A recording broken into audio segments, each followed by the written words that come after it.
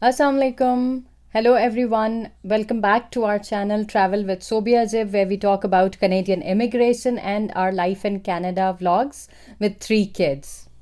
So, today's video is very exciting for us. First of all, because we came here after a long time and we got a lot of messages from you guys asking us about our health. Everything is fine with us and everything is going okay. So, Alhamdulillah, everything is fine. And we completed our 3 years in Canada. Yes. Yay! So finally, Canada tolerated us, or we tolerated Canada. Don't know what happened, but it happened. And we have completed our requirement for our citizenship. We are going to apply for the citizenship now after this process, and we will take you through that process as well, how we are applying online and how we are preparing for the test and everything. So that part is going to come later. So coming back to our 3 years anniversary. And how were these 3 years? We are going to tell you. So, back in 2018, December 31st, we landed in Canada. It was cold. As we came from Middle East, where mostly it's hot. It was quite cold for us. So we directly jumped from plus 30 to minus 30. It wasn't minus 30, minus but 30, it did but go it to was minus 30 after that. minus 10. 5 or I think 5 or 6, I would say that time. So it was quite a change for us. We had to make sure that we don't get sick. Our kids, who were around 2-3 years old, they were quite young at that age. We had to take care of them. So a lot of things where we have to make sure we don't suffer, and a lot of precautions we took. We made sure that we get used to the climate, and we took it slow. Made sure we don't go to extreme climate outside. We try to find a job for us. Don't wait. Find as something which can like keep your billing going, and don't wait for your let's suppose you're an engineer or a doctor and you say, no, I want to be an engineer right away, because some opportunities may take time. Meanwhile, you're coming from a different country, like expenses will not stop. You have to eat, you have to wear, you have to pay rent. So my suggestion to everyone who's coming from another country, to take a job. It doesn't matter if it's in a restaurant, if it's a delivery, if it's anything. Remember one thing: in this part of the world, every person is respected, every job is respected, Every job title is and respected. yes, and even it's paid well. So I always suggest It's not people paid well. enough. It starts with a basic salary, It's- which is $14 or $15 Yeah. per hour. It's paid enough to survive. So I would always If advise, both, yeah, if don't. both husband and Yeah. wife are working, or even if one person is working, and if you are coming on a PR, your children benefits will also start.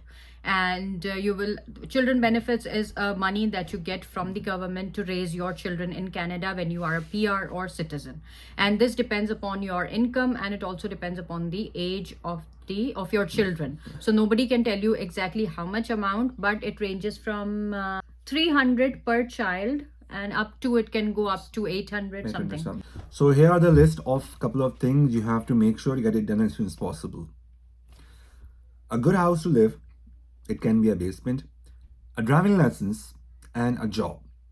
If you go through our channel, we have all detailed videos on these topics: how to find accommodation when you first land in Canada, and also how to get your driving license when you first land in Canada. So go through our channel, you will find important information regarding all these important topics there. Don't wait for your ideal job. Start whatever you get at that time, because you will find people saying that wait for jobs. You will find all sorts of advices from all sorts of people. The best advice that we can give to our family and friends is that go for any job, because your expenses are running, right? So you don't want to finish off your savings. So start whatever job and keep looking. In the meanwhile, keep looking for your job in your own field. Struggle is there. If you're coming from a different country, you will have struggle. If you are a manager, you may not be a manager right away, but if you have the skill, if you have the knowledge, yes, you can reach over there. Okay. Now, secondly, now, say for example, if you want to get higher studies, you want to do a diploma, you want to do a course, you want to pursue your studies in Canada as a PR. So our best advice would be to start ASAP. On PR, when you apply for your studies in Canada, you will get funded by the government. Government will give you OSAP, and which is Ontario Student Assistance Program. This is for the Ontario province, and I'm sure there will be similar funding by the government in other provinces as well. From Even if both husband and wife, if you are newly immigrants, you come here and you say that, okay, we both want to study in our respective fields, because definitely studies do give you an edge over the rest of the people. If you both want to study, government will give you the loan to study as well as the living expenses as well, so that you can survive through that year with the living expenses that you and your spouse is going to get along with the student loans. So our best advice is, don't wait for anything, just start right away. So once you're here, don't isolate yourself. Make a relation out of your community also. Mingle with people. It does make a lot of difference. Knowing different people, different cultures, or have a reference or something will definitely help you a lot. So get your driving licenses as soon as possible. He applied for his driving license when we came here after 2 months. In the third month, he started taking driving classes, and he got his license in the first attempt.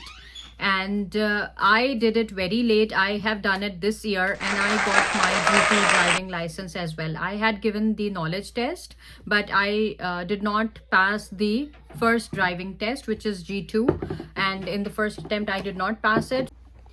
Okay, so if you have time, if you have money, you can just go for your driving licenses and apply for that and take a car on cash.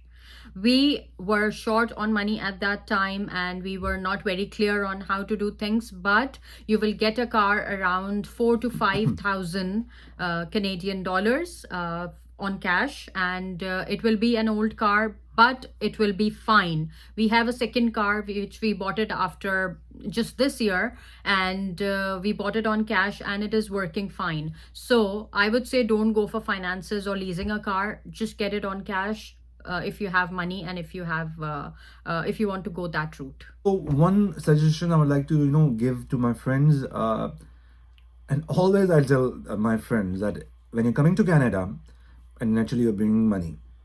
Now it is quite tempting that it's a new country, might be a dream place, and you want to go around, see things, buy things, do some shopping, eat around. Don't do that right away, because like I said, you don't have a job at that moment. You're not earning, so bills are there, but earnings are not. Get a job first, get your driving license first, get a nice place to live. All these things are done. Slowly move, slowly get go to Niagara Fall, or go to hiking or fishing, or downtown. So coming to another point which is very important, and we got a lot of questions regarding that whether you should rent or buy a house in Canada. First of all, guys, if you are coming here for long-term living, I strongly suggest that you buy your house, because 3 years down the lane, like we are living in a walkout basement, and we have spent, at the end of 3 years, we have literally spent how many so many people who are coming, who have savings who are bringing savings from back home, or who sell off their houses or their properties or their other businesses, and they bring a lot of cash here. I would suggest the best thing for them is to buy a house. Another suggestion, once you reach Canada, make a target to buy your own house. Because if you're living in a different in another person's place, and you're spending rent of $1,500 $2,000 per month. So you're paying his mortgage or her mortgage. So it's been 3 years, and let's say we have paid around $72,000 for someone's else Really? mortgage. Yes. Wow. So if you're paying 2,000, multiply by 2,000 multiplied by 12 and then multiplied by 3 years. 3 years. So 72,000, which is a huge amount. You could have you would have definitely given them against your down payment Yes. and other closing fees and everything, and you would have Your own bought a house. house. because I said it's a milestone. We'll make another a separate video on We'll- buying, the benefits and advantages and disadvantages, and where to buy in Canada, in which province and all that. So stay tuned, follow us for more videos, and any other point you would like to share here. So one more thing, guys. We were not active at all for the last 1 year. It has been very, very hectic for us, as first, as you guys know, that we had a third baby in 2019. Yes. Okay, she is now 2 years old. So things have been pretty hectic with 3 kids in Canada, and all under, I would say, 6 years. And so we were really struggling. I started a work from home job. I got this opportunity where I was being paid to work from home. It's a call center job, but I took it because it was, first of all, it was due to COVID, it was work from home. Secondly, I could work around my schedule. It was a flexible work schedule, so I could mold it according to my work schedule.